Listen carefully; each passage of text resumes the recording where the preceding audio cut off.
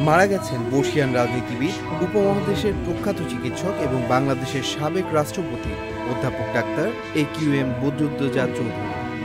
ফুসফুসের সংক্রমণ নিয়ে হাসপাতালে ভর্তি হওয়া সাবেক রাষ্ট্রপতি AQM বদরুদ্দোজা চৌধুরী শুক্রবার দিবাগত রাত ৩টা ১৫ নিজের প্রতিষ্ঠিত উত্তরা মেডিকেল কলেজ হাসপাতালে চিকিৎসাধীন অবস্থায় মৃত্যুবরণ করেন। মৃত্যুকালে তার বয়স হয়েছিল ৯৪ বছর। তিনি স্ত্রী, এক ছেলে, ২ মেয়ে এবং নাতি-নাতনি সহ অসংখ্য গুণগ্রাহী রেখে গেছেন। গত ২ অক্টোবর সকালে বদরুদ্দোজা চৌধুরীকে উত্তরা মেডিকেল কলেজ হাসপাতালে ভর্তি করানো হয়। বৃহস্পতিবার রাতে তাকে লাইফ সাপোর্টে নেওয়া হয়। পারিবারিক সূত্রে জানা যায়, তিনি আগের থেকে ইসকিমিক হার্ট ডিজিজে ভুগছিলেন।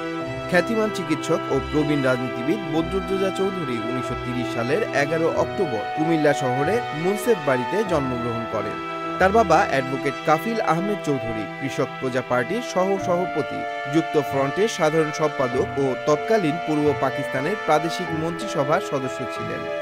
বদরুদ্দোজা চৌধুরী প্রয়াত রাষ্ট্রপতি মেজর জেনারেল জিয়াউর রহমানের মাধ্যমে ১৯৭৮ সালে রাজনীতিতে আসেন।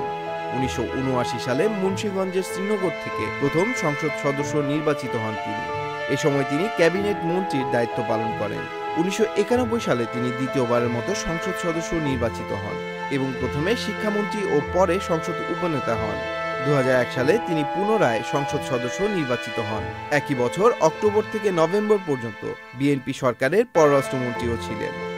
অধ্যাপক ডক্টর AQM বদরুদ্দোজা চৌধুরী ১৯০১ সালে গণপ্রজাতন্ত্রী বাংলাদেশের রাষ্ট্রপতি নির্বাচিত হন। রাজনৈতিক কারণে ২০০২ সালের ২১ জুন রাষ্ট্রপতির পদ থেকে ইস্তফা দেন তিনি। ২০০৪ সালের ৮ মে বি চৌধুরী বিকল্পধারা বাংলাদেশ নামে একটি রাজনৈতিক দল প্রতিষ্ঠা করেন। জীবনের শেষ সময় পর্যন্ত তিনি দলটির প্রেসিডেন্টের দায়িত্ব পালন করেন। Tanmoy Mahmud, channel I online.